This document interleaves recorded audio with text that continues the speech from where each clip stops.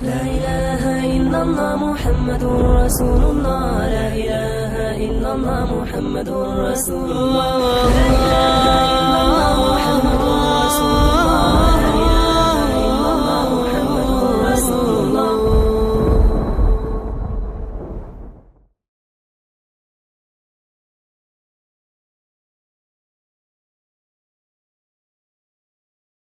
السلام علیکم ورحمۃ اللہ وبرکاتہ. الحمد للہ نحمده ونستعینه ونستغفره ونؤمن به ونتوکل علیہ ونعوذ باللہ من شرور انفسنا ومن سیئات اعمالنا. من يهده الله فلا مضل له ومن يضلله فلا هادي له.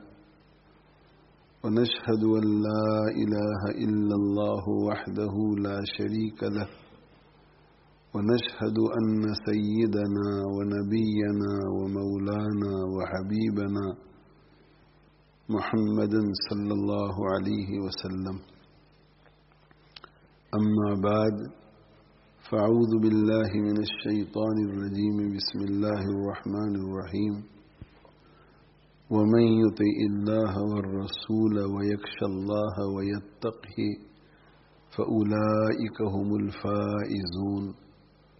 صدق اللہ مولانا العظیم وصدق رسوله النبی الأمی الکریم ونحن على ذلك لمن الشاهدين والشاكرين والحمد لله رب العالمين. رب اشرح لي صدري ويسر لي أمري واحلل عقدة من لساني يفقه قولي. سبحانك لا علم لنا إلا ما علمتنا إنك أنت العليم الحكيم. اللهم انفعنا بما علمتنا وعلمنا ما ينفعنا وزدنا علما. إن الله وملائكته يصلون على النبي يا أيها الذين آمنوا صلوا عليه وسلموا تسليما. اللهم صل وسلم وبارك على سيدنا ومولانا محمد وعلى آله وأصحابه وأتباعه وأزواجه وذرياته. اللہ تعالی شأنہ ارشاد فرماتے ہیں، ومن يطع اللہ ورسولہ، جو شخص اللہ اور اس کے رسول کی اطاعت کرتا ہے، اللہ اور اس کے رسول کا کہنا مانتا ہے،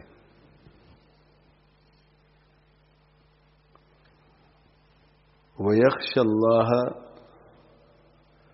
اور اللہ سے ڈرتا ہے،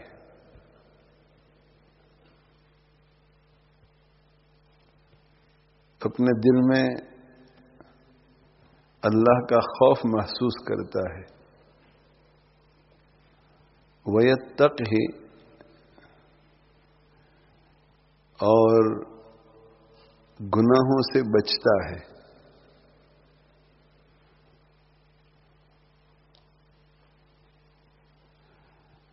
تو جو لوگ ایسا کام کرتے ہیں، اللہ اور اس کے رسول کی اطاعت کرتے ہیں، اللہ اور اس کے رسول کا کہنا مانتے ہیں، اللہ سے ڈرتے ہیں اور اللہ کی نافرمانیوں سے بچتے ہیں، فَأُولَئِكَ هُمُ الْفَائِزُونَ، یہی لوگ کامیاب ہیں.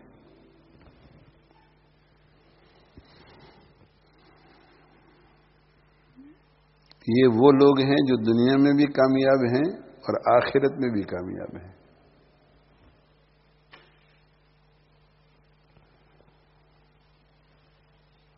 اس آیت میں تین چیزیں بیان کی گئی ہیں. اللہ اور اس کے رسول صلی اللہ علیہ وآلہ وسلم کی اطاعت اور فرما برداری، اوبیڈینس۔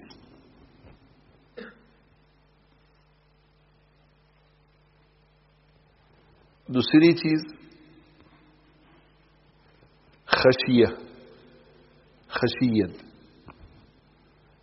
ڈر اللہ کا، خوف اللہ کا۔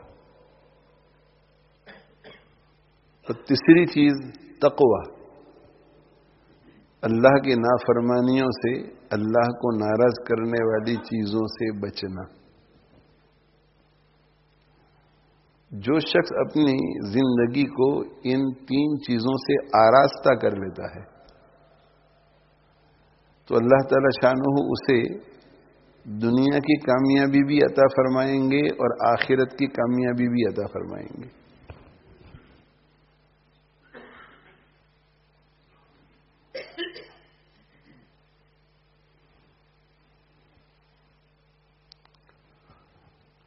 اور دینی ذہن کے لوگ اپنی چھوٹی بڑی جو کچھ بھی کوشش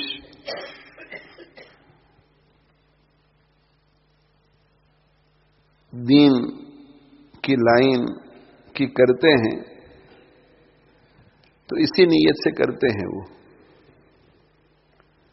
کہ دنیا میں بھی ہمیں کامیابی ملی اور آخرت میں بھی کامیابی ملی، دنیا میں بھی ہم پریشانیوں سے بچے، آخرت میں بھی ہم پریشانیوں سے بچیں، دل میں دنیا میں بھی سکون نصیب رہے، آخرت میں بھی سکون نصیب رہے۔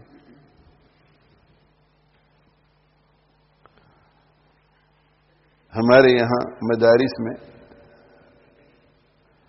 کتابیں شروع کرنے سے پہلے جو کتاب پڑھائی جا رہی ہے، جو فن پڑھایا جا رہا ہے، جو سائنس پڑھایا جا رہا ہے، اس فن کو، اس سائنس کو، اس کتاب کو، اس سبجیکٹ کو پڑھنے کے پیچھے غرض کیا ہونی چاہیے، آبجیکٹو کیا ہونا چاہیے، مقصد کیا ہونا چاہیے، کیا مقصد ہے اس کتاب کو پڑھنے سے، وہ بتلایا جاتا ہے طالب علموں کو۔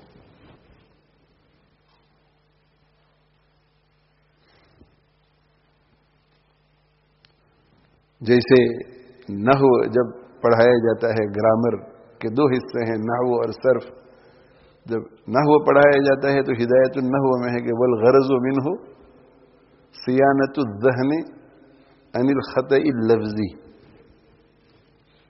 کہ یہ علم آپ کو اس لیے پڑھایا جا رہا ہے کہ اس کا ایک مقصد ہے، اس کی ایک غرض ہے، اس کا ایک فائدہ ہے، اور وہ یہ ہے کہ آپ جو ہیں جب عربی بولیں گے یا کسی کتاب میں بغیر اعراب کے، بغیر حرکتوں کے، زبر زیر پیش کے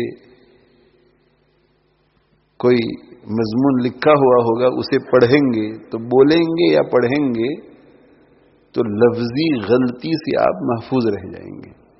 یعنی نحو آپ نے اگر پڑھ لیا تو اس کا فائدہ یہ ہوگا کہ آپ زبر زیر پیش کی غلطی نہیں کریں گے، چاہے زبر زیر پیش لکھا ہو یا نہ لکھا ہو۔ زیدن کی جگہ پر زیدن نہیں پڑھیں گے، زیدن کی جگہ پر زیدن نہیں پڑھیں گے، یہ فائدہ ہے اس کا۔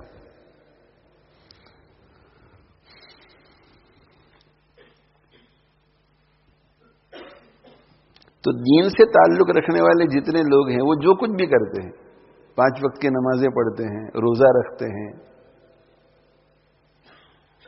حج کرنے کے لیے جاتے ہیں، زکوٰۃ دیتے ہیں، قرآن کی تلاوت کرتے ہیں، تسبیح پڑھتے ہیں، ذکر کرتے ہیں، ان سے آپ پوچھو کہ بھائی یہ سب کچھ کیوں کر رہے ہیں آپ، تو وہ یہ کہیں گے کہ تاکہ دنیا اور آخرت کی کامیابی مل جائے۔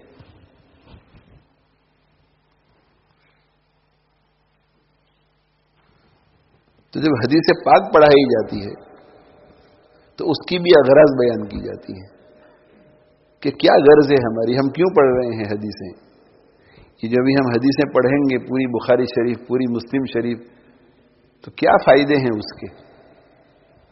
تو اس کے مختلف فوائد ہیں. ان میں سے ایک فائدہ یہ بیان کیا جاتا ہے الفوز بسعادت الدارین. اس لیے ہم حدیثوں کو پڑھ رہے ہیں تاکہ دونوں جہان کی سعادت حاصل کرنے میں ہمیں کامیابی نصیب ہو جائے. یعنی دونوں جہان کی سعادت حاصل کرنے میں ہم کامیاب ہو جائیں. اس دنیا کی سعادت بھی ہمیں نصیب ہو جائے, آخرت کی سعادت بھی ہمیں نصیب ہو جائے. اس لیے پڑھ رہے ہیں حدیث. تو دین کے لیے ہم جو کچھ بھی کرتے ہیں مقصد ہمارا یہی ہوتا ہے کہ دنیا کی کامیابی بھی نصیب ہو جائے, آخرت کی کامیابی بھی نصیب ہو جائے. اور اللہ جل جلالہ وعم نوالہ نے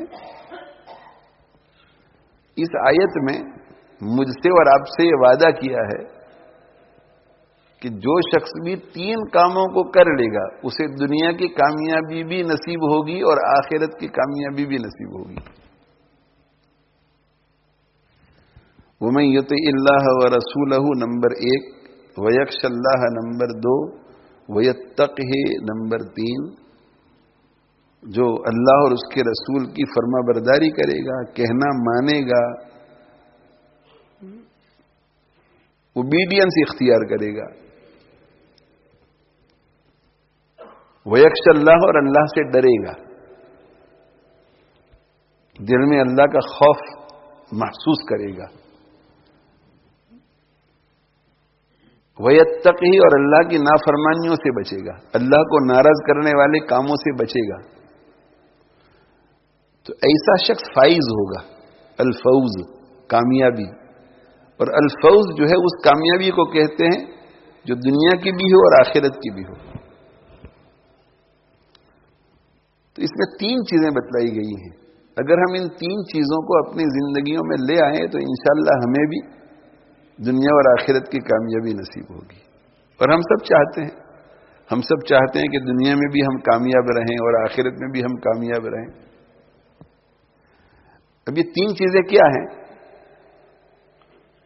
پہلی چیز ہے وَمَن يُطِعِ اللَّهَ وَرَسُولَهُ, اللہ اور اس کے رسول کی اطاعت.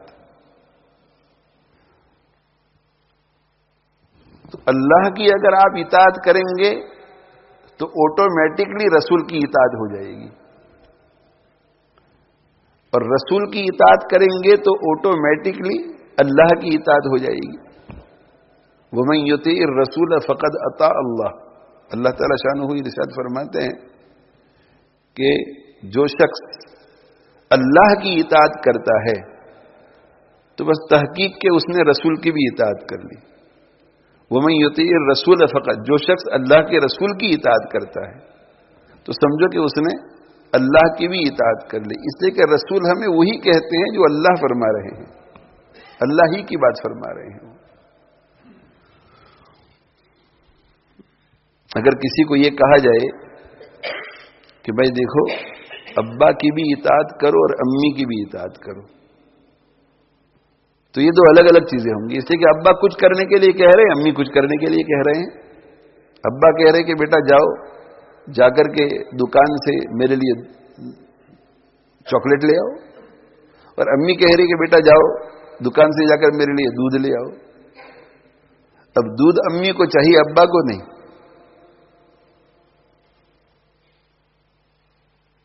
اور چاکلیٹ ابا کو چاہیے, امی کو نہیں. تو آپ دودھ لے آئیں گے تو ماں کی فرما برداری کریں گے, چاکلیٹ لے آئیں گے تو ابا کی فرما برداری. چاکلیٹ نہیں لائے تو امی کی نافرمانی نہیں ہوئی, ابا کی نافرمانی ہوئی. اور دودھ نہیں لائے تو امی کی نافرمانی ہوئی, ابا کی نہیں.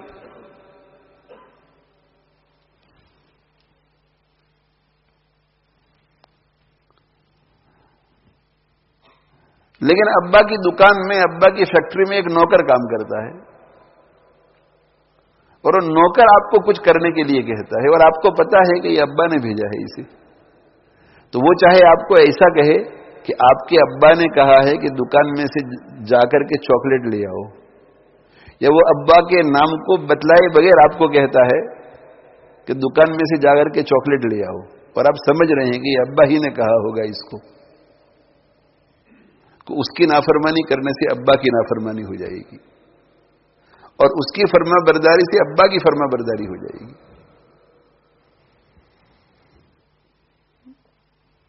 جیسے ہاسپٹل میں ڈاکٹرز کام کرتے ہیں تو مینجمنٹ کی ایک لائن ہوتی ہے، تو نیچے والا ڈاکٹر اپنے سے نیچے والے ڈاکٹر کو کوئی حکم کرتا ہے تو یہ جو بالکل نیچے والا ڈاکٹر ہے وہ سمجھ جاتا ہے کہ اس کی نافرمانی کا مطلب یہ ہے کہ اس کے اوپر والے کی نافرمانی ہے، اس لیے کہ یہ اسی کی مرضی کے مطابق آ کر کے مجھے کہے گا۔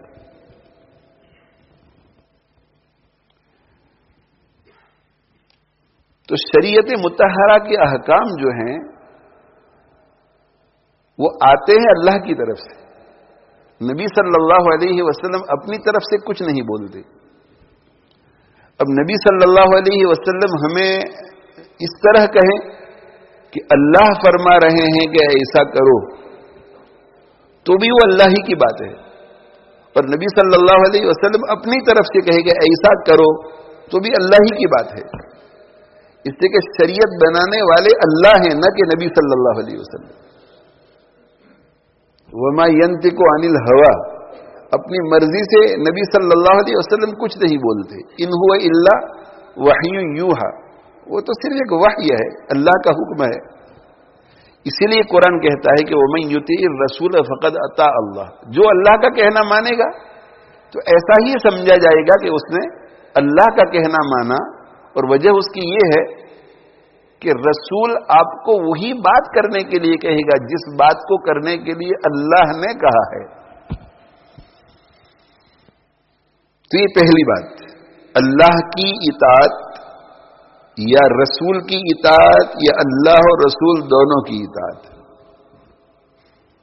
اللہ کی فرما برداری، رسول کی فرما برداری، اللہ کا کہنا ماننا، رسول کا کہنا ماننا، اللہ کو اوبے کرنا، رسول کو اوبے کرنا، یہ کرو تو کر لو، یہ کرو تو کر لو، یہ کرو تو کر لو، یہ کرو تو کر لو، یہ کرو کر لیا، یہ کرو کر لیا، یہ کرو کر لیا، یہ ہے اوبیڈینس۔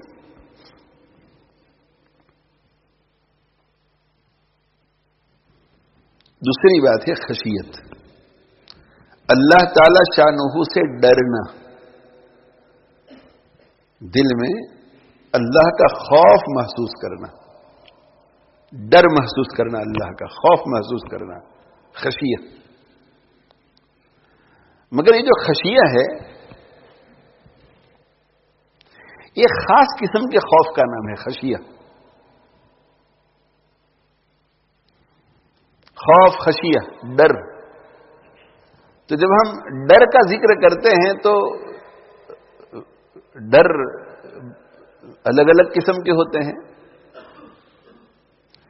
ایک چور ہے، اس نے چوری کی ہے تو 24 گھنٹے، 48 گھنٹے، 72 گھنٹے، ایک دن، 2 دن، 3 دن، 24 آورز، 48 آورز، 72 آورز، 1 ویک کے لیے جب تک ہنٹ ہو رہا ہے کہ کون ہے جس نے چوری کی، کون ہے جس نے چوری کی، تو وہ چور جو ہے وہ پولیس سے ڈرتا رہے گا۔ یہ بھی ڈر ہے، پولیس سے ڈرتا رہے گا وہ کہ اگر پولیس نے مجھے گرفتار کر لیا تو مجھے جیل میں جانا پڑے گا۔ سانپ کا خیال آ گیا، سانپ کا تصور آ گیا تو دل میں ڈر محسوس ہوا سانپ کا، یہ بھی ڈر ہے۔ مگر پولیس کے ڈر اور سانپ کے ڈر میں فرق ہے ڈر، یہ بھی ڈر ہے، یہ بھی ڈر ہے، لیکن دونوں ڈر میں فرق ہے۔ پھر ایک بچہ ہے جو ہر وقت اپنے باپ کے ساتھ لڑتا رہتا ہے، اور لڑتے لڑتے لڑتے لڑتے 5 سال، 8 سال، 10 سال میں دونوں کو ایک دوسرے سے نفرت ہو چکی ہے۔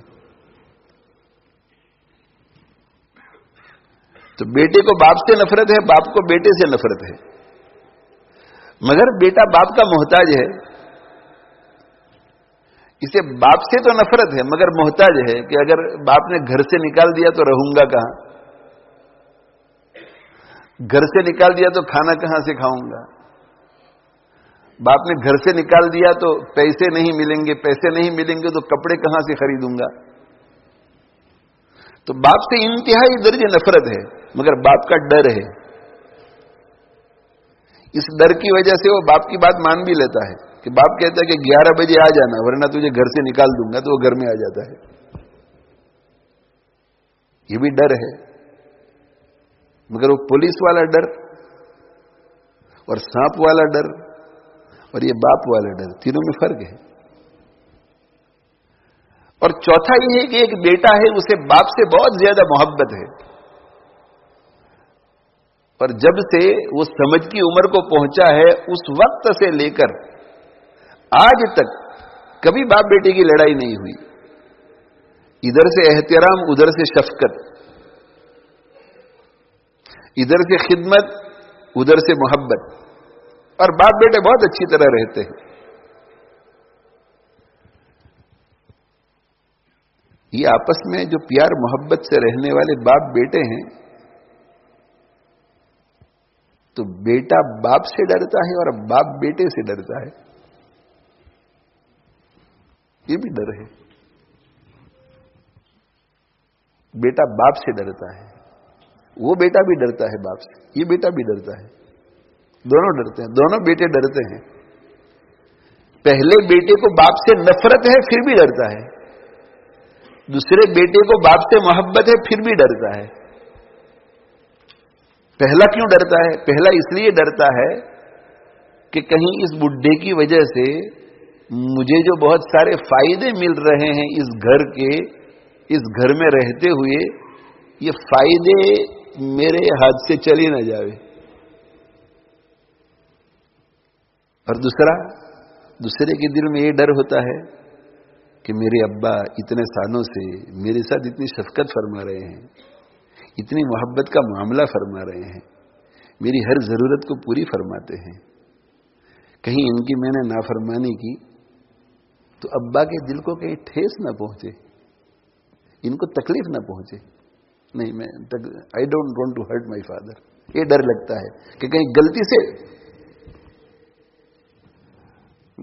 वो पहले वाला है, उसे उसके फ्रेंड्स कहते हैं कि अब क्या हो गया, your father said make sure you return home at 11 o'clock। तुम्हारे अब्बा ने 11 बजे का कहा है, if you go at 11:30 what difference is it going to make? नहीं, आई फियर माय फादर।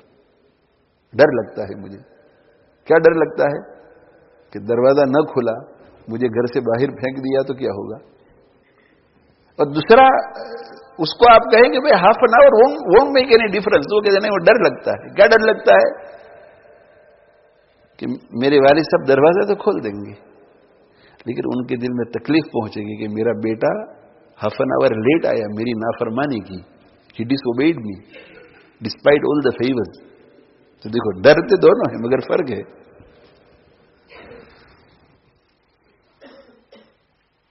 पहली सूरत में भी बाप डरता है बेटे से, बाप डरता है। क्यों डरता है बाप?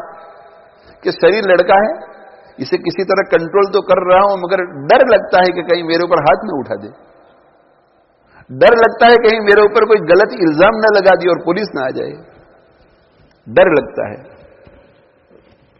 बाप बेटे से डरता है। और दूसरा बाप भी डरता है। क्या डरता है? कि मुझे मेरे बेटे के साथ इस तरह डील करना है कि कहीं ये नाराज होकर घर छोड़कर चला ना जाए, इसलिए कि ऐसा बेटा किसको मिलेगा, हमारी रिलेशनशिप टूट ना जाए। ये डर है। देखो, डर तो डर बहुत सारी किस्मों का डर है।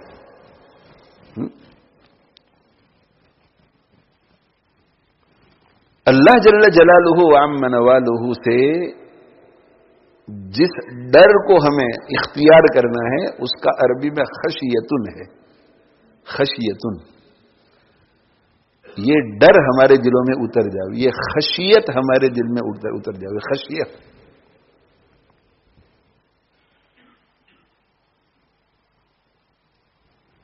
और ये किस डर को कहते हैं?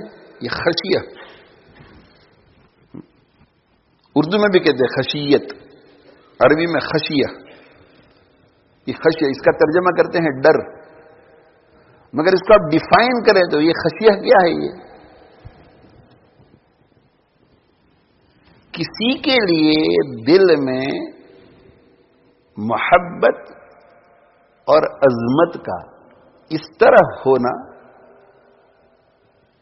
कि आदमी को उसका ڈر پیدا ہو، اس سے محبت بھی ہے اور دل میں اس کی عظمت بھی ہے. محبت لو بھی ہے، لو. عظمت ریورنس بھی ہے، رسپیکٹ بھی ہے. تو لو بھی ہے اور رسپیکٹ بھی ہے. ہمارا دین جو ہے وہ بہت سے لوگوں کے ساتھ ان دونوں چیزوں کی تعلیم دیتا ہے. ماں کے ساتھ محبت بھی ہو، رسپیکٹ بھی ہو. باپ کے ساتھ محبت بھی ہو، رسپیکٹ بھی ہو. بڑی بہن کے ساتھ محبت بھی ہو، رسپیکٹ بھی ہو. بڑے بھائی کے ساتھ محبت بھی ہو، رسپیکٹ بھی ہو. چچا کے ساتھ، ماموں کے ساتھ، پھوپھی کے ساتھ، خالہ کے ساتھ محبت بھی ہو، رسپیکٹ بھی ہو. استاد جی کے ساتھ محبت بھی ہو، رسپیکٹ بھی ہو. شیخ صاحب کے ساتھ محبت بھی ہو، رسپیکٹ بھی ہو. آپ کو کسی سے محبت ہو جاوے اور آپ کے دل میں کسی کے لیے عظمت پیدا ہو جاوے، محبت لو ہو جاوے، لو کسی کے لیے لو ہو دل میں، اور ریورنس بھی ہو دل میں، رسپیکٹ بھی ہو دل میں، تو اس کے بعد اس کے ساتھ ڈیل کرتے ہوئے دل دماغ میں جو خیالات آتے ہیں نا، اس کو خشیت کہتے ہیں. خشیت سکھانی نہیں پڑتی. خشیت دل میں کیسے آئے گی؟ جب آپ کے دل میں کسی کی محبت بھی آ جائے اور عظمت بھی آ جائے، دونوں کا آ جانا ضروری ہے، اور دونوں کا اعتدال کے ساتھ آنا ضروری ہے. 50-50% یا 100% خوف بہت ہو گیا، خوف بہت زیادہ ہو گیا تو خشیت باقی نہیں رہے گی. عظمت بہت بڑھ گئی اور محبت نہیں ہے تو یہ خشیت نہیں رہے گی. محبت بہت بڑھ گئی تو خشیت نہیں ہوگی. آپ کے دل میں اگر خشیت پیدا ہو گئی دل میں، تو خشیت پیدا ہونے کا مطلب یہ ہے کہ آپ کوئی کام غلط نہیں کر سکتے.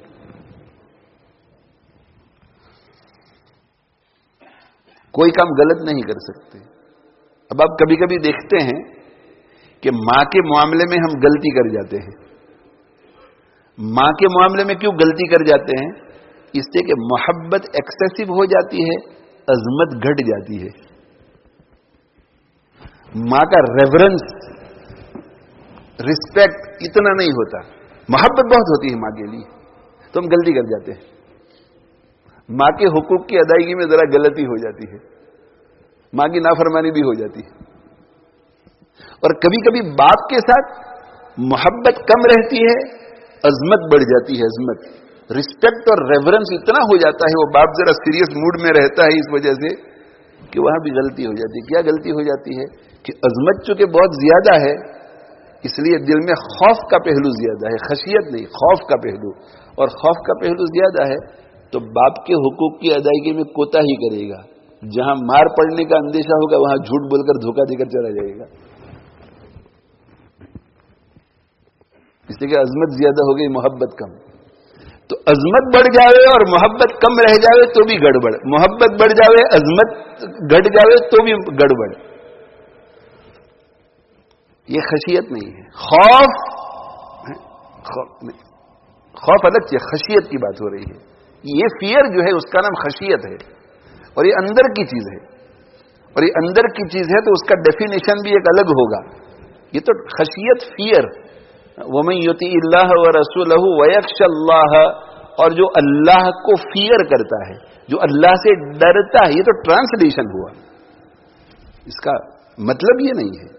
مطلب یہ ہے کہ جو اللہ جل جلالہ وعم نوالہ کی عظمت اور محبت دونوں کو برابری کے حقوق دیتے ہوئے اپنے دل کو ان دونوں سے آراستہ کرتا ہے، اور آراستہ کرنے کے بعد دل کی اس کے بارے میں جو کیفیت ہوتی ہے معاملہ کرنے میں، اس کو خشیت کہتے ہیں. اب یہ کبھی غلطی نہیں کر سکے گا، غلطی نہیں کر سکے گا. محبت بھی ہے اور عظمت بھی ہے اور ایکول ہے دونوں. اپنے والد کے ساتھ جھوٹ کبھی نہیں بولے گا، باپ کو دھوکہ کبھی نہیں دے گا. خشیت ہے باپ کی. اللہ جل جلالہ وعم نوالہ نے خشیہ کا لفظ استعمال کیا ہے کہ اپنے دل میں خشیہ پیدا کرو، میری خشیہ پیدا کرو.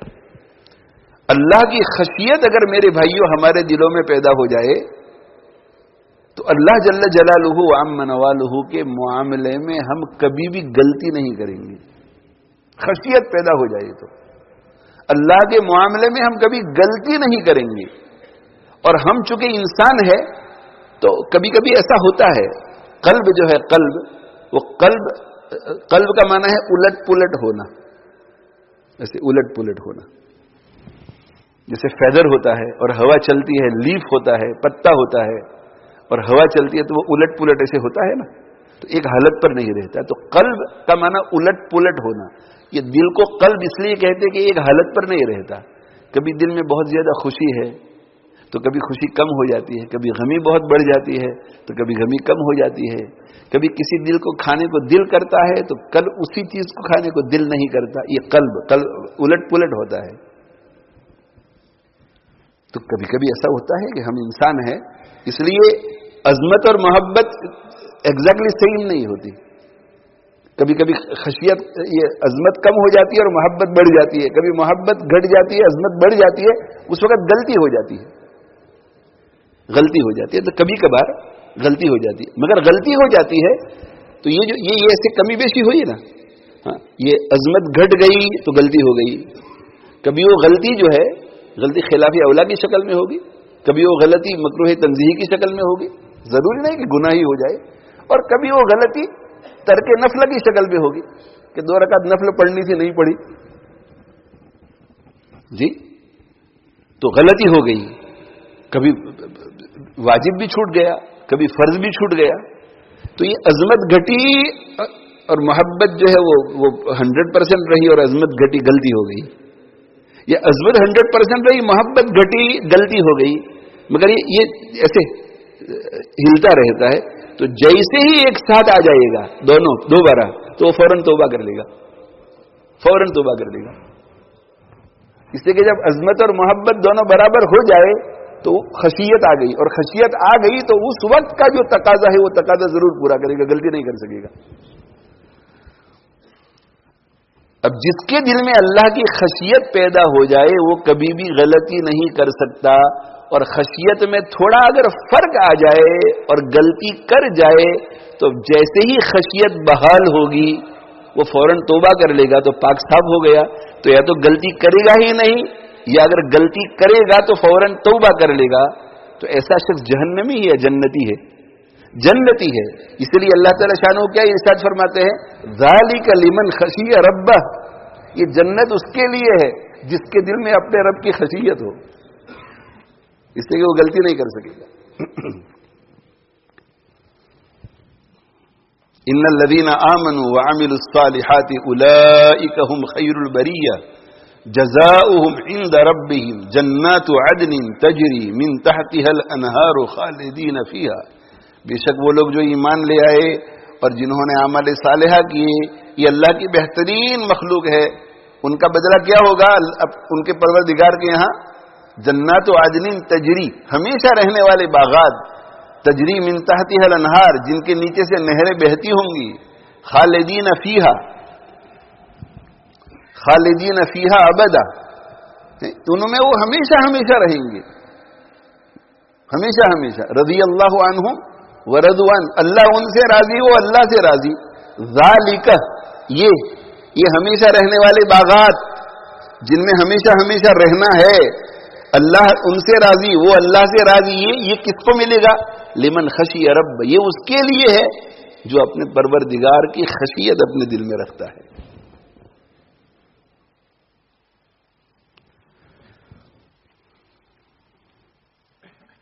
اس میں وہ نفرت والا خوف نہیں ہوتا. یہ ہائی فیلڈز ہے ہمارا ایریا، ہائی فیلڈز، اور اگر کوئی اوباش قسم کے کچھ 2-4 آدمی اس علاقے میں رہتے ہوں، الحمدللہ فی الحال تو نہیں ہے، اللہ اسی طرح حفاظت کے ساتھ سب کو رکھے، لیکن کسی علاقے میں اوباش قسم کے لوگ رہتے ہوں، بدماش قسم کے لوگ رہتے ہوں، تو لوگ کہتے ہیں کہ بہت ڈر لگتا ہے ان سے. یہ نفرت والا ڈر ہے، یہ خشیت نہیں. اس کو آپ خشیت نہیں کہتے. خشیت سانپ سے ڈر لگتا ہے، یہ خشیت والا ڈر نہیں ہے. باہر بہت اندھیرا ہے اور بجلی چمک رہی ہے اور بادل گرج رہے ہیں، آندھی ہوا چل رہی ہے، باہر نکلنے میں ڈر لگتا ہے، یہ خشیت نہیں ہے. اس لیے کہ آپ کے دل میں کس کی محبت ہے، کس کی عظمت ہے. خشیت اس ڈر کو کہتے ہیں جو محبت اور عظمت کے نتیجے میں آئے. جیسے فرما بردار بیٹا اپنے والد سے ڈرتا ہے، تو آپ پوچھیں کہ you are scared of your father, you don't like him, he doesn't like you, تو کہ نو آئی لائک ہم، آئی لو ہم، ہی لوز می ایز ویل. تو پھر فیئر کیا ہے؟ وہ محبت اور عظمت اتنی ہے کہ I don't want to do anything that will displease him. یہ خوف، یہ ڈر، اس کو خشیہ کہتے ہیں. عظمت بھی ہو اور محبت بھی ہو.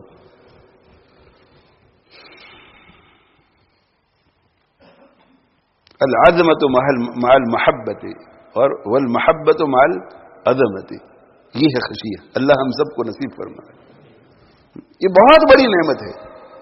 ان الذین یخشون ربهم بالغیب، جو اللہ کو دیکھے بغیر، اللہ تو غائب ہے، نظر نہیں آتا ہمیں، اللہ کو دیکھے بغیر اپنے دلوں میں اللہ کی خشیت محسوس کرتے ہیں، اپنے دلوں کو اللہ کی خشیت سے معمور کرتے ہیں، آراستہ کرتے ہیں. لہم مغفرۃ، ایسے لوگوں کے لیے بخشش ہے. اب تک جو کچھ غلطیاں کی ہیں خشیت کے دل میں اترنے سے پہلے کے زمانے کی، وہ سب معاف ہے. اس لیے کہ دل میں جب خشیت آ گئی تو خشیت آنے کے بعد آدمی غلط فیصلہ نہیں کر سکتا. تو 10 سال 20 سال 50 سال تک اللہ کی نافرمانی والی زندگی گزاری، اس لیے کہ محبت میں کمی تھی، عظمت میں کمی تھی، دونوں میں کمی تھی. لیکن اب محبت بھی آ گئی، عظمت بھی آ گئی، اب خشیت آ گئی، تو فوراً تقاضا دل کرے گا. کیا تقاضا کرے گا دل؟ کہ پچھلی زندگی کی توبہ کرنی چاہیے. تو کہتے لہم مغفرۃ، ان کے لیے بخشش ہے. بخشش، پچھلی زندگی کی بخشش. اور آگے غلطی کرے گا نہیں تو اجر کریم. ایسے لوگوں کے لیے بہت اچھا اجر ہے، عمدہ اجر ہے آگے کی زندگی کا.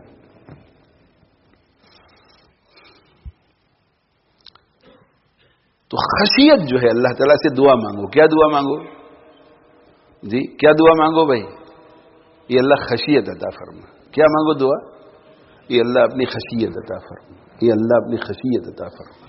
آپ صلی اللہ علیہ وسلم بھی دعا کرتے تھے، اللہم اقسم لنا من خشیتک ما تحول به بیننا وبین معاصیک. اے اللہ ہمیں عطا کیجئے، ہمارے لیے تقسیم کیجئے اور ہمیں ہمارے لیے ہماری قسمت میں لکھیے، ہمیں دیجئے. کیا دیجئے؟ من خشیتک، آپ کی خشیت کا کچھ حصہ ہمیں بھی دیجئے. خشیت ما تحول به بیننا وبین معاصیک، وہ جو حائل بن جائے ہمارے اور آپ کی نافرمانی کے درمیان. خشیت آ گئی تو اللہ کی نافرمانی اور ہمارے درمیان ایک پردہ پڑ جاتا ہے.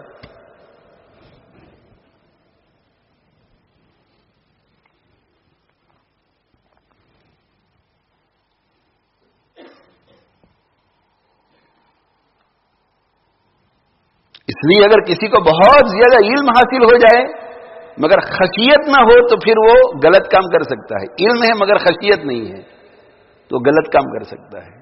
مگر علم کم ہے، اتنا ہی ہے جتنی اس کو ضرورت ہے. علامہ نہیں ہے، محدث نہیں ہے، مفسر نہیں ہے، یا کہ محدث بھی ہے، مفسر بھی ہے، علامہ بھی ہے، فقیہ بھی ہے، لیکن اس کے دل میں خشیت ہے تو غلط کام نہیں کر سکتا. اس لیے علم بغیر خشیت کے کوئی حیثیت نہیں رکھتا. علم بغیر خشیت کے اس کا کوئی فائدہ نہیں.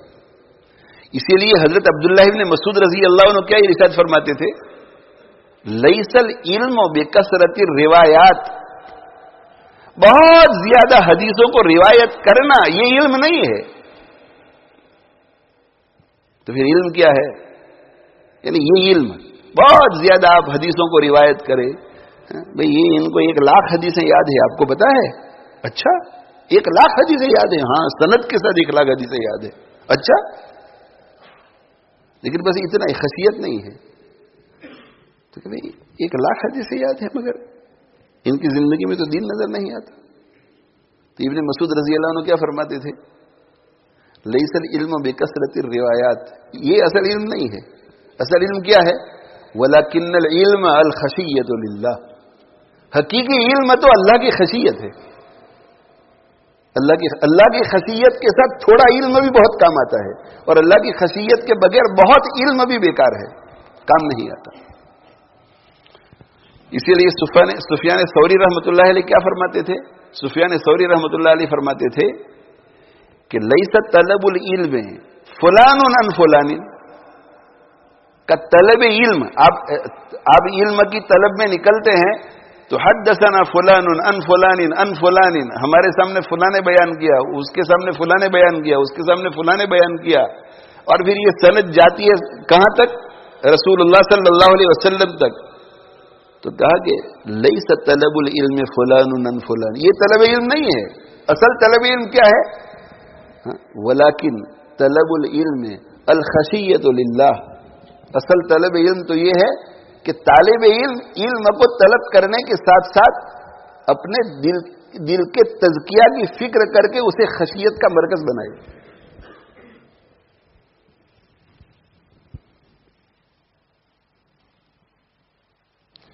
اسی لیے قرآن مجید میں اللہ تعالی شانہ نے علماء کے لیے خشیت کو لازم قرار دیا ہے. یہ خاص وصف ہے علماء کا. انما یخشی اللہ من عبادہ العلماء، اللہ کے بندوں میں سے حقیقی معنی میں خشیت رکھنے والے تو علم والے ہی ہیں. اس کا مطلب یہ کہ جن کے پاس علم کے ساتھ خشیت ہے وہ حقیقی معنی میں علماء ہیں، اور جن کے پاس علم ہے مگر ساتھ میں خشیت نہیں، وہ حقیقی معنی میں علماء نہیں ہے. امام شعبی رحمہ اللہ تعالی ارشاد فرماتے تھے کہ العالم من یخاف اللہ، عالم وہ نہیں جو بہت زیادہ علم، عالم تو وہ ہے جو اللہ سے ڈرتا ہے، جس کے دل میں اللہ کی خشیت ہے. اور امام مجاہد رحمۃ اللہ علیہ کا بھی اسی طرح کا مقولہ ہے کہ الفقیہ من یخاف اللہ. فقیہ کون ہے؟ فقیہ وہ ہے جس کا دل اللہ کی خشیت سے لبریز ہے. اور یحییٰ ابن ابی کثیر کیا فرماتے ہیں کہ العالم من یخشی اللہ، عالم وہ ہے جو اپنے دل میں اللہ کی خشیت پاتے، وہ حقیقی معنی میں عالم ہے. کم علم ہے مگر خشیت ہے، یہ حقیقی معنی میں عالم ہے. اس لیے کہ اس کا علم اسے نفع دے گا، اس کا علم اسے نفع دے گا. تو ایک ایسا عالم ہے جس کے دل میں خشیت نہیں ہے، اس کا علم نافع نہیں، علم غیر نافع ہوگا.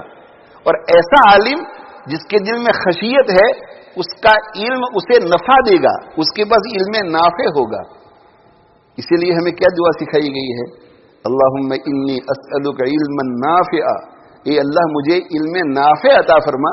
اس کا مطلب یہ ہے کہ اے اللہ علم کے حروف کے ساتھ ساتھ مجھے خشیت بھی عطا فرما، تاکہ یہ جو میں علم حاصل کر رہا ہوں اس پر میرا عمل بھی ہو جائے. اور پناہ مانگی گئی اللہم انی اعوذ بک من علم لا ینفع، اے اللہ میں آپ کی پناہ مانگتا ہوں ایسے علم سے جو مجھے نفع نہ پہنچائے. اس کا مطلب یہ کہ اللہ یہ میں جو الفاظ یاد کر رہا ہوں، حدیثیں یاد کر رہا ہوں، تفسیر کے اقوال یاد کر رہا ہوں، اس کے ساتھ ساتھ مجھے عمل کی توفیق عطا فرما. عمل سے مجھے محروم نہ کرنا، اس لیے کہ تو اگر عمل سے محروم کرے گا تو یہ میرا علم غیر نافع ہو جائے گا. یہ بات ذہن میں بٹھاؤ.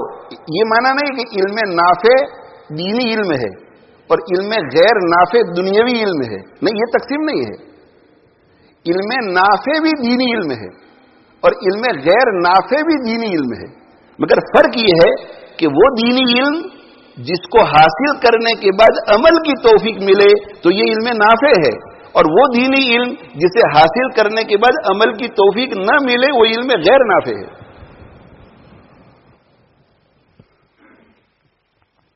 خشیت دل میں آئے، خشیت.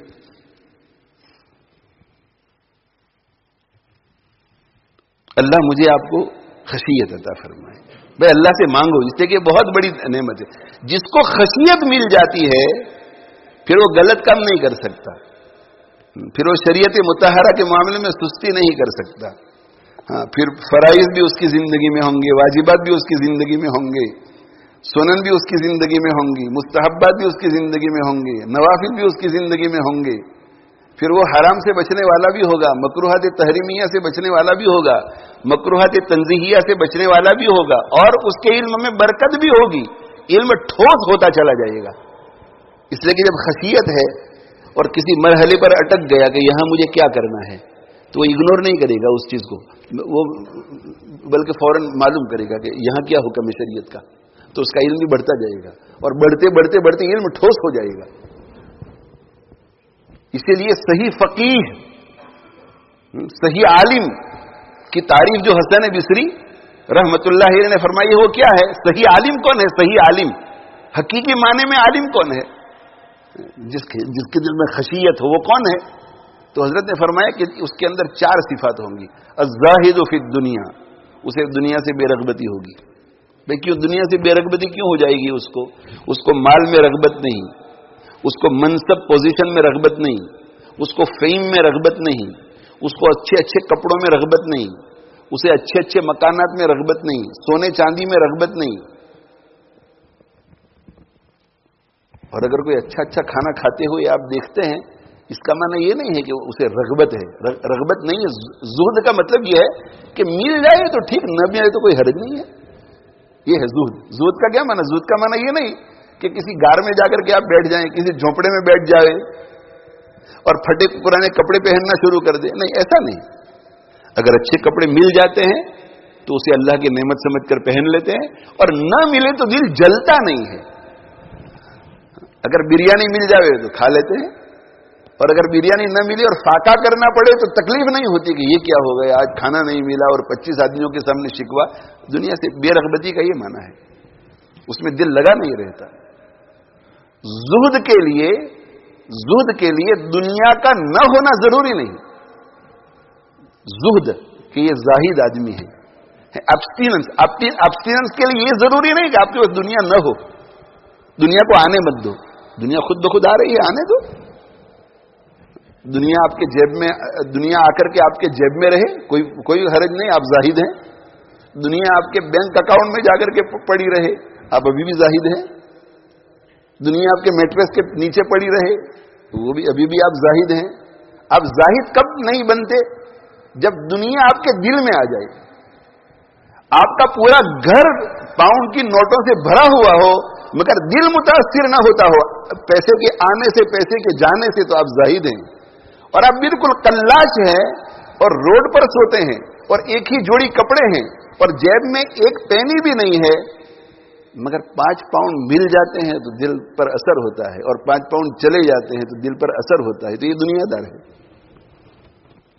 दीनदार किसको कहते हैं? दुनियादार किसको कहते हैं? जिसके पास बहुत पैसे होते हैं? नहीं, दुनियादार उसको कहते हैं जिसके दिल में माल की हवस होती है, दुनिया की हवस होती है, दुनिया की लुत्फ अंदोजी की हवस होती है। ये है दुनियादार। और पैसों में घिरा हुआ है, सोने चांदी में घिरा हुआ है, मगर दिल पर कोई असर नहीं पड़ता, दिल पर कोई असर नहीं पड़ता। ये जाहिद है। हजरत अब्दुल रहमान इब्न औफ रजी अल्लाह अन्हु बहुत मालदार थे, अबू बकर सिद्दीक रजी अल्लाह अन्हु बहुत मालदार थे, और फतूहात के दौर के बाद हजरत उमर रजी अल्लाह अन्हु की खिलाफत के जमाने में, हजरत उस्मान गनी रजी अल्लाह अन्हु की खिलाफत के जमाने में, और हजरत अली रजी अल्लाह अन्हु की खिलाफत के जमाने में, चूंकि फतूहात बहुत हुई, माले गनीमत बहुत मिलता था, तो सहाबा करोड़पति थे।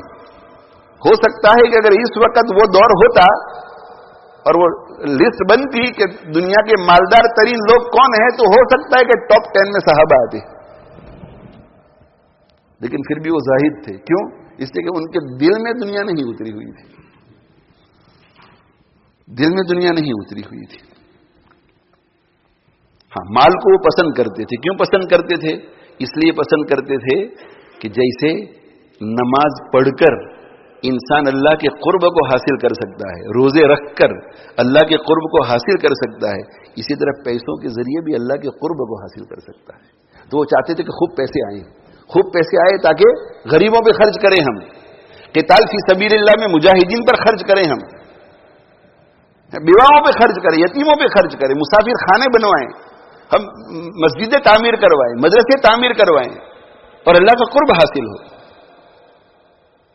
ایک مرتبہ اللہ کے نبی صلی اللہ علیہ وسلم کے گھر میں جو ازواج مطہرات تھی، تو ازواج مطہرات نے اللہ کے نبی صلی اللہ علیہ وسلم کے ساتھ میاں بیوی والا جھگڑا شروع کر دیا، اور جھگڑے میں سب متفق ہو گئی، اور متفق ہو کر پورا یونائٹڈ فورم بن گئی ساری ازواج مطہرات، اور انہوں نے اللہ کے نبی صلی اللہ علیہ وسلم کی خدمت میں عرض کیا کہ کسی زمانے میں تو مسلمان فقر و فاقہ کی زندگی گزار رہے تھے، تو اس وقت آپ ہمیں خرچہ بہت کم دیتے تھے تو سمجھ میں آتا تھا، اب تو فتوحات کا دور ہے اور آپ ہمیں زیادہ خرچہ نہیں دیتے، ہمیں زیادہ خرچہ چاہیے۔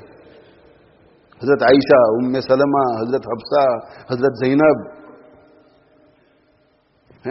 ازواج مطہرات کیا کہہ رہے ہیں؟ ڈیمانڈ کر رہی ہے سب مل کر، تو ملی تو پہلے مشورہ کیا ہوگا، مشورہ کر کے پھر یونائٹڈ فرنٹ بنا کر کے گئیں اور مطالبہ کیا کہ ہمیں زیادہ نفقہ چاہیے، اسپینڈنگ منی ہماری اپنی زیادہ چاہیے ہمیں، آپ انکریز کرو۔ تو آپ کو اشکال پیدا ہوگا کہ نہیں کہ یہ کیسی ازواج مطہرات کے اللہ کے نبی صلی اللہ علیہ وسلم کی صحبت میں رہنے کا موقع ملا، صاحب وحی کے ساتھ رہنے کا موقع ملا، اور مال کی اتنی محبت کہ وہ ڈیمانڈ کر رہی ہیں۔ تو اصل میں بات یہ نہیں تھی کہ ان کو پیسوں سے محبت تھی، ان کو یہ تھا کہ ابھی تک ہمیں 20 پاؤنڈ ملتے رہے، 20 پاؤنڈ میں سے 18 پاؤنڈ ہمارا خرچہ تھا، یہ تو میں مثال کے طور پر رقم بیان کر رہا ہوں، 18 پاؤنڈ خرچہ تھا اور 2 پاؤنڈ ہی ہم اللہ کے راستے میں خرچ کر سکتی تھی، اب زیادہ مانگو، اس لیے کہ فتوحات کا دور ہے، تو اگر 50 ملیں گے تو خرچہ تو ہمارا نہیں بڑھے گا، خرچہ 18 ہی رہے گا، مگر اللہ کے راستے میں 32 خرچ کر سکیں گے۔ اور یہ توجیہ کیوں صحیح سمجھ میں آتی ہے؟ ان کی زندگیاں بتا رہی ہیں۔ حضرت عائشہ رضی اللہ عنہ روزے سے ہے اور کہیں سے مال آیا تو اپنی خادمہ سے کہا کہ جاؤ تقسیم کرو، فلاں کے یہاں اتنا دے کر کے آؤ، فلاں کے یہاں اتنا دے کر کے آؤ، فلاں کے یہاں اتنا دے کر کے آؤ، فلاں کے یہاں اتنا دے کر کے آؤ، ہزاروں خرچ ہو گئے، اور مغرب کا وقت جب قریب ہوا تو وہ خادمہ نے کہا کہ آپ ذرا اپنا بھی خیال کر لیتی، آپ کا روزہ ہے اور افطار کے لیے گھر میں کچھ بھی نہیں ہے، آپ روزے سے ہے، گھر میں افطار کے لیے کچھ نہیں ہے، سب کچھ خیرات کر دیا آپ نے، آپ ذرا اپنا بھی خیال کر لیتی۔ تو اگر مال سے اتنی بھی محبت ہوتی تو ڈانٹ پڑتی خادمہ کو کہ یہ تو تمہیں خیال کرنا چاہیے تھا، لیکن نہیں، بہت سادگی سے کیا جواب دیا؟ یہ تو تمہیں مجھے پہلے کہنا چاہیے تھا، اب ہو گیا، یہ تو تمہیں پہلے کہنا، پہلے اگر کہتی تو میں کچھ رکھ لیتی، اب ہو گئی۔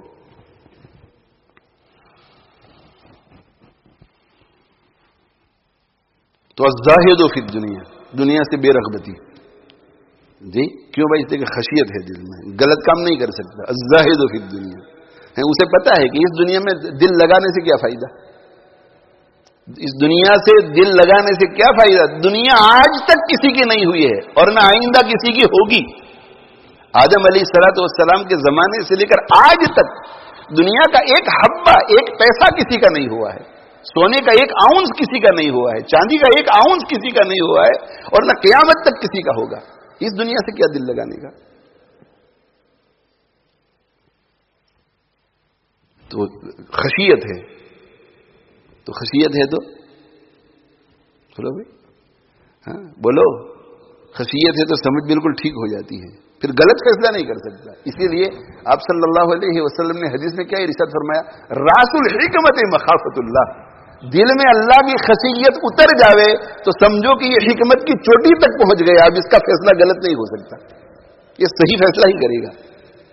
راس الحکمت تو زہد تو ہوگا، اور آخرت کی رغبت، آخرت کی رغبت۔ دنیا جہاں چند سیکنڈ کے لیے رہنا ہے آخرت کے مقابلے میں، اس سے تو بے رغبتی ہوگی، اور جہاں ہمیشہ رہنا ہے اس کی رغبت ہوگی۔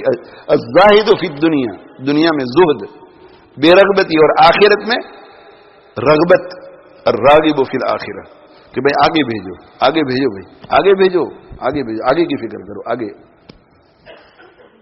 والبصیر بامر دینہ، اور اپنے دین کے معاملات میں ٹھوس اور پکا اور بصیرت رکھنے والا، الفاظ بھی خوب مستحضر اور اس کے ساتھ مسئلے مسائل میں صحیح فہم بھی، بصیرت پوری دینی معاملات میں۔ کیوں بھائی؟ اس لیے کہ خشیت اگر ہوگی تو مقصود یہی ہوگا کہ اللہ ناراض نہ ہو، اور جب اللہ ناراض نہ ہو تو پھر پوری بصیرت ہوگی، مطالعہ کرے گا، معلوم کرے گا، فقہا کے پاس جائے گا کہ یہ کام میں جو کر رہا ہوں صحیح ہے یا نہیں. یہ خرید و فروخت، جس کے پاس میں گھر خرید رہا ہوں وہ یہ کنڈیشنز لگا رہا ہے، تو ان کنڈیشنز کے ساتھ گھر خریدنے کی اجازت شریعت دیتی ہے؟ نہیں، مجھے معلوم نہیں، اس سے بصیرت نہیں ہے، ابھی بصیرت نہیں ہے. تو وہ کیا کرے گا؟ کسی مفتی کے پاس جائے گا، اچھی طرح سمجھے گا، اب بصیرت کے ساتھ کہنا یہ دو کنڈیشنز ٹھیک ہے، ان دونوں کو قبول نہیں کر سکتا، اس کی اللہ اجازت دیتے ہیں، اس کی اللہ اجازت نہیں دیتے. البصیر بامر دین ہی، دینی معاملات میں پوری بصیرت اسے ہوتی ہے، چاہے عالم ہو چاہے غیر عالم ہو، اپنے معاملے میں اسی بصیرت پوری ہوتی ہے. اور چونکہ خشیت ہے، اس لیے ایک ایک قدم پر اللہ راضی ہے یا نہیں وہ سوچ سوچ کے قدم اٹھاتا ہے. اس لیے المداوم علی عبادت ربہ، اپنے پروردگار کی عبادت پر مداومت کرنے والا، ہمیشگی، صبح سے شام، شام سے صبح اللہ کی عبادت، اللہ کی مرضی کے مطابق زندگی گزارنا. اللہ تعالی شانہ ہمیں یہ خشیت عطا فرما ہے، ہمیں خشیت عطا فرما ہے. اب آخری سوال، موضوع میں چل پڑا ہوں میں اس پر، لیکن آج ایک نکاح بھی ہے، اس لیے زیادہ وقت نہیں لے سکوں گا، ان کی رعایت مجھے کرنی پڑے گی، ورنہ ایک موضوع مل گیا ہے. ابھی کہ خشیت دل میں کیسے آئے گی؟ خشیت دل میں کیسے آئے گی؟ یہ لاکھ پاؤنڈ کا سوال ہے. اس لیے کہ خشیت آ گئی تو معاملہ قابو میں آ گیا، خشیت آ گئی تو سب کچھ آ گئی. اگر آپ کے دل میں خشیت آ گئی حافظ صاحب، تو مجھے آپ کو یہ کہنا نہیں پڑے گا کہ آپ عمرے کے لیے جا رہے ہیں تو جائز ناجائز فرائض واجبات کو سیکھ کر جانا. اس لیے کہ خشیت اندر سے تقاضا کرتی ہے کہ عمرے کے سفر میں ہر قدم ایسا مجھے اٹھانا چاہیے جس سے میرا اللہ ناراض نہ ہو. ابھی خود ہی جائیں گے سیکھنے کے لیے، ان کو کہنا نہیں پڑے گا. کسی مرحلے پر ذرا ان کو شبہ ہو جائے گا تو یہ تڑپ جائیں گے اور یہ سوچیں گے کہ میں کیسے کانٹیکٹ کروں، میں تو ایروپلین کے اندر ہوں اور یہ جدہ اترنے سے پہلے مجھے فیصلہ کرنا ہے کہ مجھے احرام میں آنا ہے، احرام میں نہیں آنا ہے، کس کو پوچھوں. یہ کسی طرح بھی کانٹیکٹ کر لیں گے. خشیت ان کو مجبور کرے گی کہ میرا اللہ ناراض نہیں ہونا چاہیے، میں میرے اللہ کی، یہ نہیں کہ بھائی ٹھیک ہے جیسا بھی ہو جائے گا بعد میں دم دے دیں گے اس میں کہ نا اللہ ناراض نہ ہو، اللہ ناراض ہو. اللہ ناراض ہو جائے اور پھر توبہ کریں اور دم دے کر اسے خوش کریں، نہ یہ کہ ناراض ہی نہ ہو میرا اللہ، ناراض ہی نہ ہو. اور اگر ناراض ہو گئے اور پتہ چلا کہ او ہو میں نے تو غلط کیا ہے، اب تڑپ اٹھے گا اور اس وقت تک چین سے بیٹھ نہیں سکے گا جب تک توبہ کرے گا، روئے گا، دھوئے گا اور اطمینان نہ ہو جائے کہ ہاں اب ایسا لگ رہا ہے کہ میرا اللہ مجھ سے خوش ہو گیا ہوگا. اس لیے کہ جو بندہ خشیت والا ہوتا ہے اور وہ اللہ کے سامنے آنسو بہاتا ہے تو اللہ اس کے قلب پر الہام فرماتے ہیں اور تسلی دے دیتے ہیں کہ اب ہو گیا، آنسو تھم جاتے ہیں خود بخود. یہ ہے خشیت.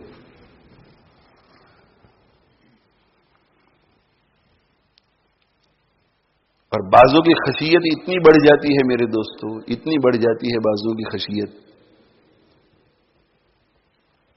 کہ کہیں میرا اللہ ناراض نہ ہو جائے، میرا اللہ ناراض نہ ہو جائے. اتنی بڑھ جاتی ہے، اتنی بڑھ جاتی ہے کہ صدیق اکبر رضی اللہ عنہ خشیت بڑھتے بڑھتے اتنی بڑھ گئی کہ وہ یہ کہتے تھے کہ کاش کہ میں پودا ہوتا، کاش کہ میں پودا ہوتا، پلانٹ ہوتا، تاکہ یہ فکر ہی نہ کرنی پڑتی کہ اللہ ناراض ہے یا راضی ہے. خشیت بڑھ گئی. حضرت عمر فاروق کی تو کیا فرماتے تھے کہ کاش کہ میں تین کا ہوتا، تین کا، یہ درخت پر سے پتوں کا تین کے ہوتے ہیں، ٹویگز کے تین، کاش کہ میں تین کا ہوتا، کاش کہ میں کچھ نہ ہوتا، کاش کہ میں پیدا ہی نہ ہوا ہوتا، کاش کہ میری ماں نے مجھے جنم ہی نہ دیا ہوتا، کہ مجھ سے کوئی غلطی ہوتی اور اللہ ناراض ہوتا، کاش کہ میں ہوتا. یہ ہے خشیت کا مقام.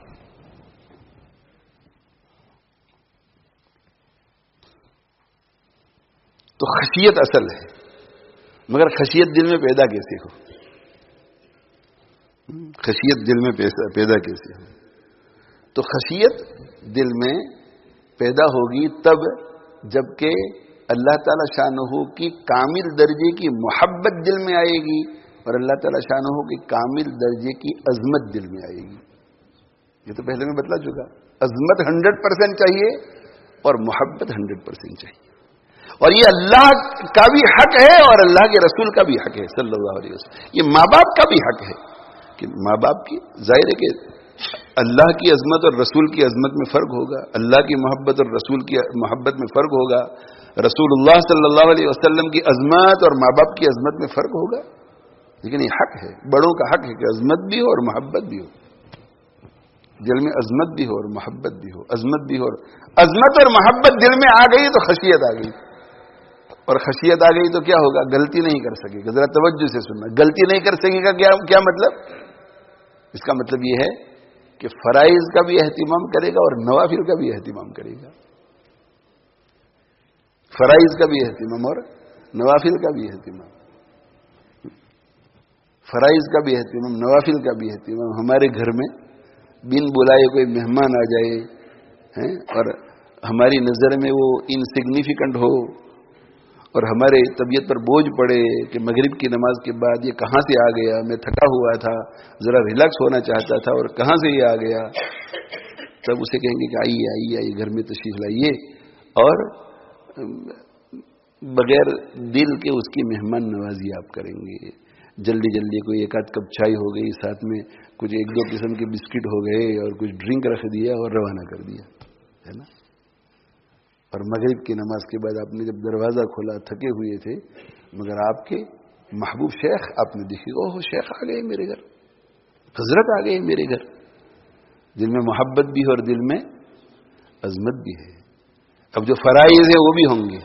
فرائض چائے اور سموسے اور پکوڑے, یہ ضروری چیز ہے, وہ بھی ہوگی.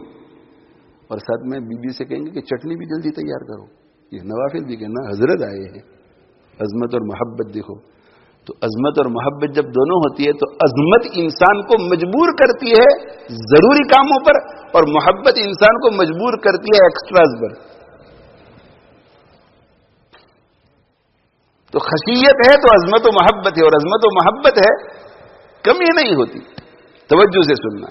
اور خشیت دل میں ہے, عظمت و محبت یہ دو چیزیں ہوتی ہیں. تو جتنی خدمت ہو سکی کی, اور حضرت کو روانہ کرنے کے بعد بیوی سے کہتے ہیں کہ یار پہلے سے پتا ہوتا تو اس سے بھی اور زیادہ کھلاتے, ذرا کمی رہ گئی, کمی رہ گئی, کمی رہ گئی, کمی رہ گئی. تو اللہ کے نبی صلی اللہ علیہ وآلہ وسلم کی نماز کس شان کی ہوگی, لیکن اپنے محبوب خالق کی دل میں عظمت اس درجے کی تھی اور محبت اس درجے کی تھی کہ انہوں نے تو ایسی نمازیں پڑھی کہ ایسی نمازیں اللہ کی کائنات میں کوئی فرشتہ بھی نہیں پڑھ سکا, کوئی نبی بھی نہیں پڑھ سکا. پوری کائنات کے سجدے ایک طرف رکھ دیے جائے اور ہمارے پیارے آقا صلی اللہ علیہ وسلم کا ایک سجدہ, کوالٹی کا سوال ہی پیدا نہیں ہوتا کہ مقابلہ کر سکے. لیکن عظمت اللہ کی اتنی زیادہ, محبت اللہ کی اتنی زیادہ کہ جب سلام پھیرتے تھے السلام علیکم ورحمۃ اللہ, السلام علیکم ورحمۃ اللہ, تو وہی کہتے تھے استغفر اللہ, استغفر اللہ, استغفر اللہ. جیسی نماز ہونی چاہیے تھی نہیں تھی. اللہ کے برگزیدہ بندے پوری پوری رات کہاں گزارتے ہیں؟ کانو قلیلا من اللیل ما یہجعون, رات کا بہت تھوڑا وقت وہ بستر پر لیٹتے ہیں متقی بندے اللہ کے, لیکن دل میں عظمت اتنی زیادہ, محبت اتنی زیادہ, اس کی وجہ سے خشیت اس درجے کی کہ جب تہجد کی نماز سے فارغ ہو کر صبح صادق سے پہلے ہاتھ اٹھاتے ہیں دعا کے لیے, تو یہ نہیں کہتے کہ اللہ جنت دے دے, یہ اللہ جہنم سے بچا دے, یہ اللہ فنا کر دے, فنا کر دے. مانگتے عاجزی, عاجزی. کیا عاجزی؟ وبالاسحار هم یستغفرون, استغفر اللہ, استغفر اللہ. جیسی تہجد پڑھنی چاہیے تھی نہیں پڑھ سکی. اور جہنم سے پناہ, الذین یبیتون لربہم سجدا وقیاما والذین یقولون ربنا اصرف عنا عذاب جہنم. تہجد سے فارغ اور جنت نہیں مانگتے, بلکہ ان کو یہ احساس ہوتا ہے کہ جیسی نماز پیش کرنی چاہیے تھی ویسی نہیں پیش کر سکے، لہذا اس کی بنیاد پہ جنت نہیں مانگنی چاہیے، جہنم سے پناہ مانگنی چاہیے. یہ اللہ، ان نمازوں کے نتیجے میں تو جہنم کے ہم مستحق تھے، یہ اللہ جہنم کے عذاب کو پھیر دیجیے ہم سے. عظمت اور محبت دل میں اللہ کی پیدا کرو. عظمت اور محبت دل میں کیسے آئے گی بھائی؟ عظمت اور محبت کیسے آئے گی دل میں؟ عظمت اور محبت کے جو اسباب ہیں ان کو اختیار کرو. اسباب ہے، ان اسباب کو اختیار کرو جن کے نتیجے میں دل میں عظمت آئے. ان اسباب کو اختیار کرو جن کے نتیجے میں دل میں، بولو بھائی، محبت آئے. وہ کیسے؟ ذکر و فکر سے. ذکر و فکر سے ذکر کریں گے. ذکر اللہ کو خوب یاد کریں گے، اس کے نتیجے میں دل میں محبت پیدا ہوگی. اور فکر، سوچیں گے اللہ کی کائنات میں، اس کے نتیجے میں اللہ کی عظمت دل میں پیدا ہوگی. ذکر و فکر کرو جی. ذکر اور فکر. ذکر اور فکر. ذکر کرنا ہے کس کا؟ اللہ کا. اور سوچنا ہے کس میں؟ اللہ کے بارے میں نہیں. اس لیے کہ اللہ نے کوئی ایسی عقل ہی پیدا نہیں کی ہے جو اللہ کے بارے میں سوچ سکے. اس لیے اللہ کا تو ذکر کرنا ہے. الذین یذکرون اللہ قیاما وقعودا وعلی جنوبہم. اللہ کا ذکر. ویتفکرون فی خلق السماوات والارض. ویتفکرون، اور فکر کرنی ہے کس میں؟ غور و فکر کرنا ہے کہ پہاڑ کو تو دیکھو یار، پہاڑ کو تو دیکھو یار، انگلیوں کو دیکھو، ہاتھوں کو دیکھو. افلا ينظرون الى الابل كيف خلقت. اونٹ کی طرف نہیں دیکھتے کہ اللہ نے کیسے پیدا کیا ہے اسے. آج کل تو کتابوں کا انبار ہے، لٹریچر کا انبار ہے. ذرا جا کر کے دیکھو، گوگل پر جا کر کے دیکھو کہ اونٹ میں کیا کیا خصوصیت ہیں. اور اس زمانے میں 1400 سال پہلے اللہ تعالیٰ نے کہا کہ اونٹ کی طرف دیکھو. اونٹ عجیب و غریب یہ جانور ہے. تو اونٹ کی پیدائش پر جب کوئی غور کرے گا کہ یہ کیسی عجیب مخلوق ہے، اللہ نے اس میں کیا کیا خصوصیتیں رکھی ہے وہ ڈیزرٹ والوں کے لیے، تو انسان یہ کہہ اٹھے گا کہ فتبارک اللہ احسن الخالقین. کہہ اٹھے گا. کینیڈا کے ایک ایمبریولوجسٹ، انہوں نے قرآن مجید میں ایمبریولوجی کے بارے میں جتنی آیتیں تھیں ان ساری آیتوں کا مطالعہ کیا. سعودی عرب نے اس کو ٹاسک دیا کہ آپ دنیا کے سب سے بڑے ایمبریولوجسٹ ہیں. پیٹ میں بچہ الوپ کیسے ہوتا ہے، اس کے بعد نشو و نما کیسے پاتا ہے. تو کہا کہ آپ قرآن مجید کی جو آیتیں ہیں ان پر ذرا غور کر کے ہمیں بتاؤ گے آپ کا کیا نتیجہ ہے، آپ کیا فرماتے ہیں. تو بھائی ایمبریولوجسٹ دنیا کا سب سے بڑا ہو تو اگر 1400 ایئرز پہلے ایمبریولوجی کے بارے میں اگر ایسے ہی کسی نے اپنی طرف سے کچھ لکھ دیا ہوتا اور خالق کائنات کی بات نہ ہوتی تو کہتا کہ اٹس لوڈ آف ربش ہے. کہتے اس لیے کہ ٹیکنالوجی وہاں تک پہنچی نہیں تھی، سائنس کی ترقی نہیں ہوئی تھی. اس نے ایمبریولوجی کی جتنی آیتیں ثم خلقنا النطفة علقة ولقد خلقنا الانسان من سلالة من طين، یہ ساری اس قسم کی آیتوں کو اکٹھا کیا. اکٹھا کرنے کے بعد ترجمہ دیکھا، عربی تو جانتا نہیں تھا، اور ترجمہ دیکھ کر کے غور کیا اور غور کر کے اس کو فٹ کیا اس وقت کی تحقیق کے ساتھ. تو اس نے کہا کہ میری عقل حیران ہے کہ جو چیزیں ابھی 100 ایئرز پہلے دریافت ہوئی تھی، 50 ایئرز پہلے معلوم ہوئی تھی، 1400 سال پہلے کیسے معلوم ہے. 1400 سال پہلے کیسے معلوم ہے.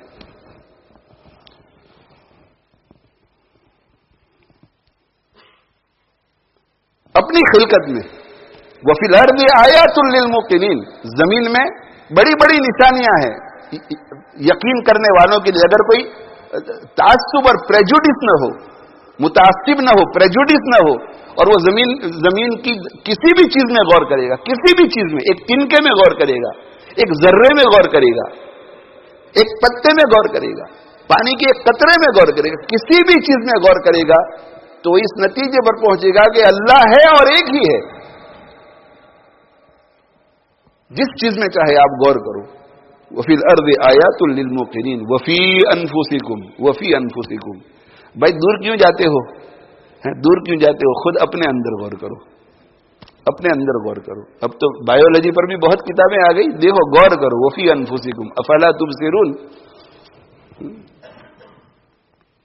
آج ہی میں نے بچوں کو ایک سیرت کی کتاب میں سے کچھ پڑھ کر سنا رہا تھا، تو اس وقت میں نے سمجھایا، میں نے کہا دیکھو اللہ تعالی شانہ نے بچے کے لیے دودھ کی نہریں جاری فرما دی اور عورت کے 2 پستان بنائے. حالانکہ ایک ہی آؤٹ لیٹ کی ضرورت تھی، بچے کو دودھ پلانا ہے تو ایک ہی آؤٹ لیٹ کی ضرورت تھی، لیکن اللہ نے 2 پستان بنائے. اگر بیچ میں پستان ہوتا، بیچ میں پستان ہوتا ہے، ایک ہی ہوتا تو بیچ میں ہوتا، ایک ہوتا، ایک ادھر ہوتا اور ادھر نہ ہوتا تو خوبصورتی نہ ہوتی عورت کی، اور ادھر ہوتا اور ادھر نہ ہوتا تو بھی خوبصورتی نہ ہوتی. دونوں طرف ہے تو خوبصورتی ہے. اور ایک بنانا تھا تو یہاں بنا دیتے، بیچ میں، یہاں پیٹ کے اوپر لگا دیتے. لیکن اللہ نے ایسا نہیں کہ اللہ نے 2 بنایا. کیوں بھائی؟ اس لیے کہ اللہ کو پتا تھا کہ میری بندی جب اپنے بچے کو ہاتھ میں اٹھائے گی تو پلانے میں بڑی سہولت تبھی رہے گی جب ادھر ہوگا، بیچ میں ہوگا تو بہت مشکل ہوگا پلانے کے لیے. اب عورت جیسے ہی ہاتھ میں یوں کر کے لاپ میں لے لیتی ہے تو ہونٹ جو ہے سیدھے اس کے پستان تک پہنچ جاتے. تو دیکھو پستان، اور ایک ہی طرف کر لیتے، کیا کہ نہیں ایک طرف نہیں، وہ خوبصورت نہیں ہوگی. اس لیے 2 طرف، آدھا دودھ ادھر آدھا دودھ ادھر. تھک جاتی ہے تو پھر یوں کر کے پلٹ دیتی ہے، تو پلٹ دینے کے بعد بھی ایڈجسٹ کرنے کی ضرورت نہیں پڑتی، سیدھا وہ ایڈجسٹ ہو ہی جاتا ہے، سیدھا ایڈجسٹ ہو جاتا ہے. اللہ کی مخلوق میں غور کرو. تو جب اللہ جل جلالہ عم نوالہ کا بہت زیادہ ذکر کریں گے تو کیا ہوگا؟ اللہ کی محبت پیدا ہوگی. اور اللہ کی کائنات میں غور کریں گے تو کیا ہوگا؟ اللہ کی عظمت پیدا ہوگی، اللہ کی عظمت پیدا ہوگی. اللہ کی کائنات میں غور کریں گے تو. اور یہ جو ذکر اللہ اور فکر اللہ، توجہ سے سننا، ذکر اور فکر، اس کے نتیجے میں اللہ کی معرفت حاصل ہوتی ہے. اصل میں ذکر اور فکر کے نتیجے میں اللہ کی پہچان پیدا ہوتی ہے. اور جب اللہ کی پہچان پیدا ہوتی ہے تو کسی کی عظمت یا کسی کی محبت دل میں تب آتی ہے جب آپ اسے پہچاننے لگ جاتے ہیں. ہمارے والد صاحب رحمۃ اللہ علیہ کو آپ میں سے بہت کم لوگوں نے دیکھا ہے، پھر بھی بہت لوگوں کے دلوں میں ہمارے والد صاحب رحمۃ اللہ علیہ کی محبت ہے، اور بہت سے لوگوں کے دلوں میں ہمارے والد صاحب رحمۃ اللہ علیہ کی عظمت بھی ہے. دیکھا نہیں ہے، پھر بھی محبت بھی ہے اور عظمت بھی ہے. کیوں بھائی؟ اس لیے کہ بدھ سے میرے والد صاحب رحمۃ اللہ علیہ کے بارے میں اور لوگوں سے جو میرے والد صاحب رحمۃ اللہ علیہ کو پہچانتے ہیں، باتیں سن سن کے ہمارے والد صاحب رحمۃ اللہ علیہ کی ایک حد تک پہچان ہوئی. اور جب کسی کی پہچان ہوتی ہے تو اس کے جمالی اوصاف نظر آتے ہیں اور جلالی اوصاف نظر آتے ہیں. جلالی اوصاف کی معرفت سے دل میں عظمت پیدا ہوتی ہے، اور جمالی اوصاف کی معرفت سے دل میں محبت پیدا ہوتی ہے. اسی لیے پیغمبروں کی ہمارے دلوں میں عظمت اور محبت ہے، صحابہ کی عظمت و محبت ہے، اولیاء کی عظمت و محبت ہے، تابعین کی عظمت و محبت ہے نا. حضرت مدنی کی عظمت و محبت ہے، حضرت شیخ کی عظمت و محبت ہے، حضرت تھانوی کی عظمت و محبت ہے، شاہ ولی اللہ صاحب کی عظمت و محبت ہے. بھائی ہے کہ نہیں؟ امام ابو حنیفہ کی عظمت و محبت ہے، امام شافعی کی عظمت و محبت ہے، حضرت مولانا علی صاحب رحمۃ اللہ علیہ کی عظمت و محبت ہے، رحمہم اللہ تعالی. بھائی ہے کہ نہیں؟ ہمارے دلوں میں حضرت مولانا الیاس صاحب رحمۃ اللہ علیہ کی عظمت و محبت ہے. یہ کیوں ہے؟ اس لیے کہ ان کے اوصاف ہم نے سنے ہیں، لوگوں سے ان کا ذکر سنا، ہم نے ان کا ذکر کیا، جو کچھ ہم نے سنا اس کے اوپر غور کیا کہ اچھا مولانا الیاس صاحب رحمۃ اللہ علیہ علم میں ایسے تھے، اچھا عمل میں ایسے تھے. تو دیکھو ذکر اور فکر، ذکر اور فکر، ذکر اور فکر کے نتیجے میں ہم اس ذات کو پہچانتے ہیں. اور جب پہچانتے ہیں اور اس میں محبت والے اوصاف نظر آتے ہیں تو ہمارے دلوں میں کیا ہوتی ہے؟ بولو بھائی. اوصاف جمالی نظر آتے ہیں تو محبت پیدا ہوتی ہے، اور اوصاف جلالی نظر آتے ہیں تو عظمت پیدا ہوتی ہے. اور جب محبت اور عظمت پیدا ہوتی ہے تو خشیت آ جاتی ہے. اسی لیے سید صاحب کے ساتھ اگر ہماری کوئی بحث ہوگی کسی چیز کے بارے میں اور سید صاحب ایسا کہیں گے کہ آپ ٹھیک کہہ رہے ہیں، آپ نے ہم سے زیادہ پڑھا ہے، ہم سب کچھ مانتے ہیں، مگر آج ہی میں ایک کتاب پڑھ رہا تھا، اس میں حضرت تھانوی رحمۃ اللہ علیہ کا یہ ملفوظ ہے جو آپ کی بات کو کانٹرڈکٹ کرتا ہے. تو حضرت تھانوی رحمۃ اللہ علیہ کے اوصاف جلیلہ औसाफ जलालिया, औसाफ जमालिया चूंकि पहले से हैं, इसलिए हजरत थानवी की मारिफत एक हद तक हासिल है, इसलिए हजरत के दिल में क्या है, बोलो, अजमत भी है और मोहब्बत भी है, लिहाजा खशियत है। जैसे ही उनका नाम आएगा तो गैर आलिम से भी बहस होगी तो जुबान बंद हो जाएगी कि ना, अब आगे नहीं, आगे नहीं। तो जिक्र करना है बहुत ज्यादा, और फिक्र, कायनात में फिक्र, और किसी शेख की सरपरस्ती में अगर ये काम हो तो आसान हो जाता है, इसलिए कि शेख ये जिक्र और फिक्र में माहिर होता है। इसीलिए हजरत ख्वाजा साहब रहमतुल्लाह अलैह क्या फरमाते हैं, कामयाबी तो काम से होगी न कि हुस्ने कलाम से होगी, फिक्र और एहतिमाम से होगी, जिक्र के इल्तिजाम से होगी। फिक्र और एहतिमाम से होगी, जिक्र के इल्तिजाम से होगी। फिक्र अल्लाह की कायनात में फिक्र, गौर व फिक्र, और अल्लाह के बारे में अल्लाह का जिक्र और फिक्र के नतीजे में अल्लाह की सिफात जलालिया और सिफात जमाली आएगी। सिफात जमालिया के नतीजे में अल्लाह की मारिफत होगी, अल्लाह की मारिफत होगी तो सिफात जमालिया के नतीजे में दिल में मोहब्बत पैदा होगी, सिफात जलालिया के नतीजे में दिल में अजमत पैदा होगी, और जब ये पैदा हो जाए तो फिर क्या हो जाता है, खशियत पैदा हो जाती है। तो अल्लाह ताला शान क्या इरशाद फरमाते हैं कि जो खशियत रखता है, ये खशियत कितनी चीजें करने के लिए अल्लाह ने कही है, 3। एक क्या है, अल्लाह और उसके रसूल का कहना माने। हजरत थानवी, हजरत अल्लामा शब्बीर अहमद उस्मानी नव्वरल्लाहु मरकज़हु इरशाद फरमाते, अब खत्म कर रहा हूं, 10 मिनट में खत्म हो जाएगा। हाँ, हजरत मौलाना शब्बीर अहमद उस्मानी नव्वरल्लाहु मरकज़हु इरशाद फरमाते हैं कि वमन युतिइल्लाह व रसूलहु, जो हाल में इस वक्त अल्लाह और उसके रसूल का कहना माने, इस वक्त कहना माने, ये कहना माने अभी इस वक्त हाल में, पिछली जिंदगी से तौबा कर ले और अभी कहना माने, और आगे वयत्तक है, और आइंदा अल्लाह की नाफरमानी से बचे। पहले हाल और फिर माजी, और वयक्शल्लाह, ये तीनों जमानों को घेर लेता है कि जो अपने दिल में खशियत पैदा करे, जिसके नतीजे में पिछली जिंदगी की कोताहियों पर तौबा करे, और इस वक्त हाल अल्लाह और उसके रसूल की इताअत करे, और मुस्तकबिल में भी अल्लाह की नाफरमानियों से बचता रहे, फउलाइका हुमुल फाइजून। तो असल कौन सी सिफत चाहिए हमें, खशियत। खशियत के नतीजे में अल्लाह और उसके रसूल की फरमाबरदारी आएगी, खशियत के नतीजे में पिछली जिंदगी पर नदामत और तौबा होगी, और खशियत के नतीजे में आइंदा भी गुनाहों से बच सकेगा। और खशियत के लिए भाई तज़किया चाहिए, तज़किया, तज़किया, तज़किया, जिक्र और फिक्र, और जिक्र और फिक्र किसी शेख की रहनुमाई में रह करके चलो, और इंशाअल्लाह देखो उसका फायदा होता है कि नहीं। मैं हमेशा कहा करता हूं कि आप पूरे कमिटमेंट के साथ किसी शेख के साथ अपने आप को वाबस्ता करके 6 महीने तक चलो, पूरे पैकेज को लेकर, और ये कोई एक्स्ट्रा टाइम आपका नहीं लेगा। आपको कितना टाइम देना है शेख के कामों के लिए, जो टाइम आपका इस वक्त बेकार जा रहा है, बेकार अल्लाह की नाफरमानियों में, जिस वक्त को आप ऐसे कामों में खर्च कर रहे हैं जिसके नतीजे में आखिरत में अजाब आपको होने वाला है, वो बस 1-1.5 घंटा उसमें से दे दो, तो आपका क्वालिटी टाइम कोई नहीं मांग रहा है, वो टाइम मांगा जा रहा है जिसके नतीजे में हम जहन्नम में जाएंगे।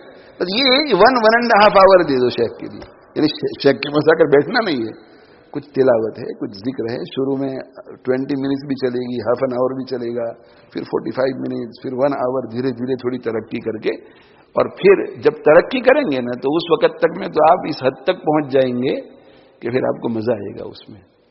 अगर जिम में आप जाएं और जिम में आगे जाकर के आपके 2.5 और 3 आवर का सेशन होने वाला हो, तो शुरू ही से वो जिम वाला आपको कहेगा कि 2.5-3 आवर बहुत, तो आप कहना अभी अनफिट आदमी 2.5-3 आवर कैसे होगा।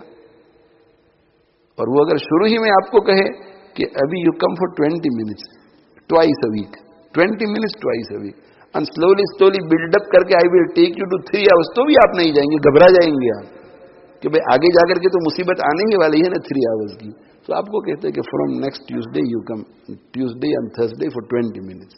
وہ 20 منٹس لائٹلی آپ کو کام کراتا ہے، پھر 30 منٹس، پھر 35 منٹس، پھر 45 منٹس، پھر 50 منٹس، پھر 1 آور. آپ جب چلتے چلتے آگے چلتے ہیں تو وہ آپ کے لیے مزیدار ہو جاتا ہے. پھر وہ 3 آورز آپ انجوائے کرتے ہیں، کوئی کسی کو کہنا نہیں پڑتا، وہ دونوں دن آپ چلے ہی جاتے ہیں. تو یہ شروع میں تھوڑا مشکل لگتا ہے. ہلکے پھلکے ذکر سے شروع کرو، ہلکے پھلکے غور و فکر سے شروع کرو. شیخ کی ہفتے میں 1 مرتبہ یا 1 مہینے میں 1 مرتبہ مجلس میں جایا کرو، اور پھر شیخ کی رہنمائی میں دھیرے دھیرے ترقی کرو، پھر مزیدار زندگی ہو جائے گی. تو وہ 2-3 آورز جم میں جاتا ہے ہفتے میں 1-2 مرتبہ، اس کے نتیجے میں بدن اتنا زیادہ مضبوط ہو جاتا ہے کہ پھر اس کے 24 آور 7 days a week لائف کو انجوائے کرتا ہے. وہ پھر ہر عبادت کو انجوائے کرے گا.